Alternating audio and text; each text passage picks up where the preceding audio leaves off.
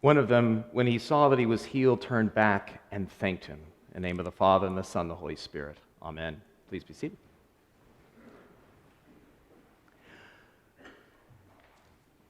I met God in the summer before 8th grade. And then, in the words of Monty Python's and the Holy Grail, I bravely ran away. I was on a Boy Scout summer camp called Indian Camp, which we would never be allowed to run anymore. Basically, they allowed 12 to 13-year-old boys run around most of the Scout reservation, mostly unsupervised, mostly unclothed, and stealing food from whoever we could find it from. That was basically Indian Camp back in the day. And we were moving from one campsite to another on a long hike, and it was in the summertime, and it was hot, and we got strung out, which again they would never allow anymore, but we got strung out, so I found myself all by myself. And as I was walking along, God's presence came into my reality. I knew God was with me. He was right there. It was a hot day, but you had just that cold sensation, just the hair on the back of my neck went straight up. And then, like any reasonable 12-year-old boy would do, I ran as fast as my little legs could carry me up to the next group of boys. And I never talked about it again. I never did anything with it. I pretended that it had never happened, and I planned and lived my life exactly on that basis, like it had never happened. Nothing to see here, right? I think that's the gist of what the 9 non-thankers did. That's what I call them, the 9 who don't come back, the 9 non-thankers. I mean, it's a healing story that walks like a parable. These 9 guys are in a truly pathetic state. As lepers, their physical suffering is compounded by social death. They must keep their distance from the living, from the whole community, and from the community of the whole. They are excluded. Keeping their distance, again, is something more than just about proximity in terms of space. It was also about being cut off from the life of the people, cut off from relationship. And they had to keep their distance far enough away that I imagine that the lepers' cries for mercy faded into the background noise of those who lived in the villages nearby. Is that the lepers again? Oh, the sound bounces around on these hills. You can never really tell.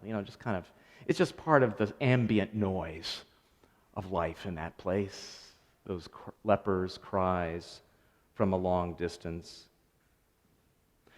Left unheard until Jesus' keen ears heard them. The true Son of a God who hears the cries of his people. The lepers are living in a no man's land, in a nowhere place. Luke says between Samaria and Galilee. And that gets them in hot water with biblical scholars because that actually doesn't exist. But the point is that Luke is trying to describe something that's theological, not geographical. All right, we're going to try it with this. He's trying to describe something that is theological, not geographical. Between Samaria and Galilee, it's a place where no one would want to be. Even Samaritans don't want to live in the place between Samaria and Galilee. That's where they have to live. That no one would want to be there until the Son of Man, who has nowhere to lay his head, went there to find them. Finally, religiously speaking, these 9 are a dime short of $1, or to be literal, a man short of a minion, the minimum 12 people that are required to form a Jewish, or minimum 10 people that are required to form a Jewish congregation. These poor guys can't even worship right. They can't even form a group that God could hear. They can't form a synagogue with less than 10. So God can't even hear their prayers. So they're forced to let a Samaritan in the group. A Samaritan of all people. It's like a country song, right? What? I'm sorry? Father Ryan, did you say you wanted me to? No, I think you actually did say you wanted me to sing the song. Father Ryan wants me to sing the song. Well, Father, if you're calling me out, then I have no choice but to sing Samaritans in low places. And our noses are falling off our faces, Samaritans in low. I'm doing a line dance inside right now. I'm doing a line dance inside. That's just for you, brother. Samaritans. St. Luke makes much of Samaritans in his gospel. He seems to be fixated on them. They come up several times, and in Acts of the Apostles. And I think St. Luke wants us to know that all of us meet ourselves in this thrice unlucky Samaritan. The text says Jesus sees them.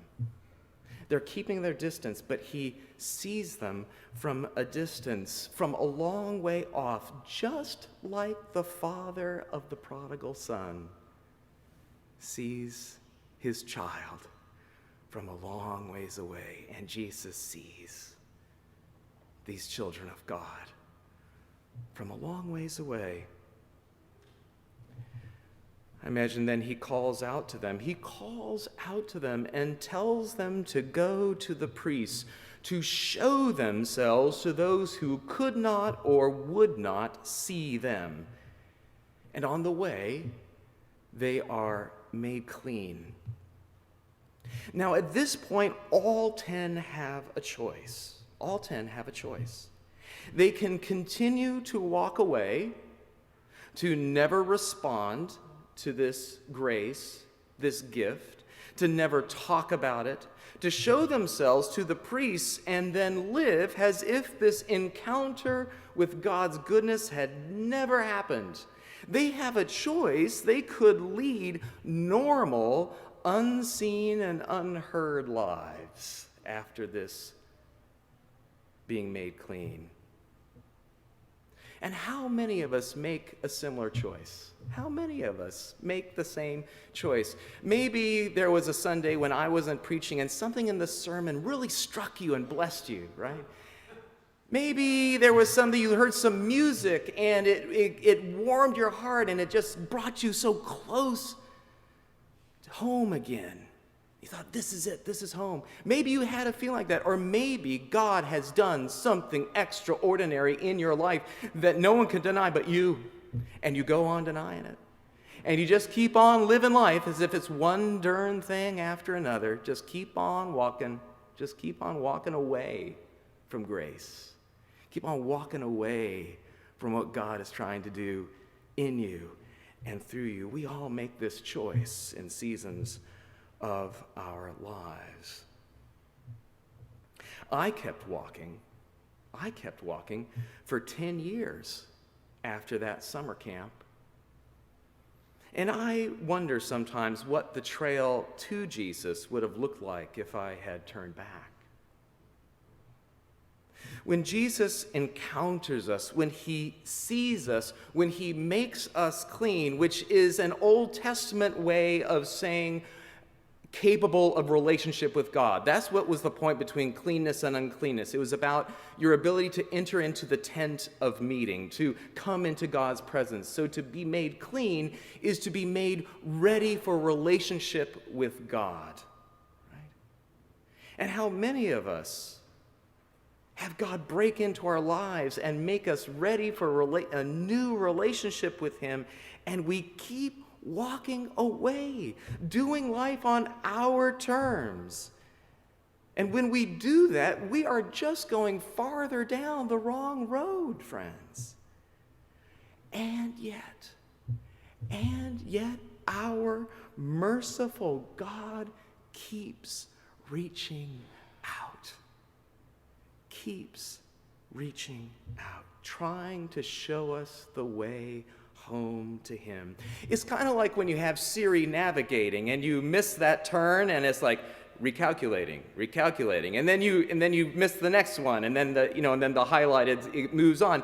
God keeps on doing that for us. He keeps on trying to show us, okay, well, you didn't take that turn. Well, come this way to me. Oh, you didn't do that? Well, you can take a U here. He keeps on reaching out. That's what God does, because he's a merciful God. He's a God who loves us. He wants us to turn around, and he wants to show us the way to walk. But one in that group of 10 made a different choice. He made a different choice. Maybe it was because he could see that there was nothing waiting for him at the end of the road he was on except more pain. After all, remember, he was a Samaritan, if you didn't catch that in the story. He was a Samaritan, so to go show yourself to the priest, it's not like this guy's going to walk into a Jewish village and they're going to say, "Welcome home, brother." No.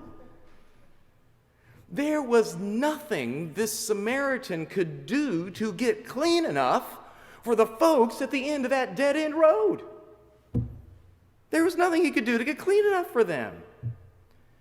For the kind of folks that we have in all of our lives, folks for whom you cannot achieve enough, you cannot earn enough, you cannot change enough, you cannot be anybody but the person you are enough to be worthy of love. We are all Samaritans in one way or t'other. We all are a Samaritan. So he turned back, it says. He turned back. And, beloved, that was the healing. The turning back, that was the healing. He turned back. He got onto a road that led him back to Jesus, to new life, to a future with joy in it. In a sense, this Samaritan became like that mulberry tree we heard about last week. You know, the one that Jesus, he says that if you have faith the size of a mustard seed, you could tell a mulberry tree to jump from this mountain and be planted in the sea. We don't have the faith, but Jesus has plenty. He's got more than enough. And to be ripped out of barren, rocky ground and planted in an impossible new place, this is what Jesus wants to do with us. Why, to be planted as a tree in the sea is as crazy as expecting to walk across the sea and keep your feet dry. Wait a second, that happened, but that's another sermon. The Samaritan came back. And instead of keeping his distance this time the Samaritan grabs Jesus' feet. He embraces him. He prostrates himself. That's a technical word for worship. He throws himself. He hits the deck. It's an act of total self-surrender, total self-giving. The Samaritan basically says, "I am all yours, Jesus. I'm laying it all on the floor. Do with me as you will. I am your child. I am your loved one." That's what it means when he throws himself down on the ground and grabs Jesus' feet. And then it says in the text, Luke says that after he prostrated, and he thanked him. He thanked him. And in the Greek, the word is, for thanked him, the word is, wait for it, Eucharistein. Eucharistein. I told you, it's like a parable. Right? He made Eucharist. Right? He entered into a new relationship of blessing and joy and celebration. The next thing Jesus says directly to the Samaritan is best understood with the clauses reversed. In the text, it says, "Get up, go on your way." In the NRSV, "Your faith has made you well." It did not make him well. So now the underneath, so really what it says is, "Your faith has saved you." The Greek word for saved, made whole, made well is the same word. It just gets translated differently in different parts of the New Testament. It's the same thing. But it's not about being made well. After all, Luke's whole point is that the physical healing is of secondary importance. Remember that the 9 non-thinkers have all been made well. It's not like he took the healing back. Jesus didn't do that. He doesn't take it back, right? They are made well. They are still made clean, but they are not saved. So your faith saves you. So what does that mean? Well, faith, first of all, faith not as getting the answers right, but rather faith as turning towards Jesus instead of walking away. That's faith.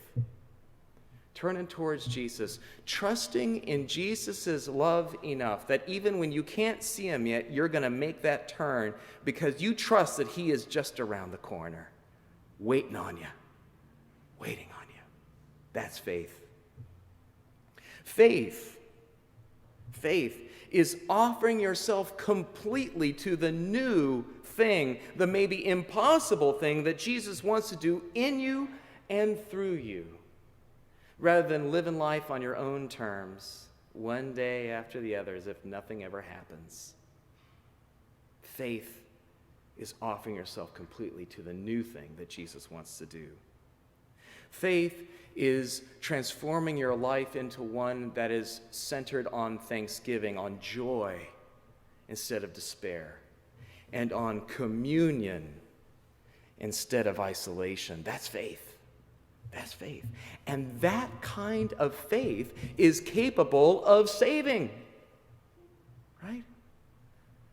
And salvation, being saved, is the present enjoyment of a process which will be made perfect in the end, but which has begun already even now. Being saved is not being right. Being saved is being in motion towards mercy. That's salvation. Not being right, but being in motion towards mercy, towards Jesus. Salvation is not being free to do your own thing. Rather, being saved is experiencing Jesus doing his thing through you, and thereby knowing true freedom for the first time. Being saved is trusting in Jesus' victory so fully, so completely, that you feel that love hold on to you even and especially when everybody else around you would say, you're beat, you're finished, there's nothing more in store for you, there's no good in your future, and you still feel that love hold on to you. That's salvation, because that love is going to bring you home even through death itself. That's being saved. Get up, Jesus says. Be raised up, Jesus says. It's resurrection time for Samaritans like us.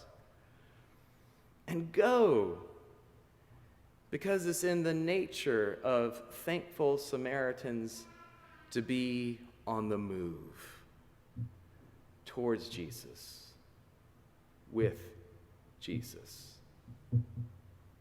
Get up and go.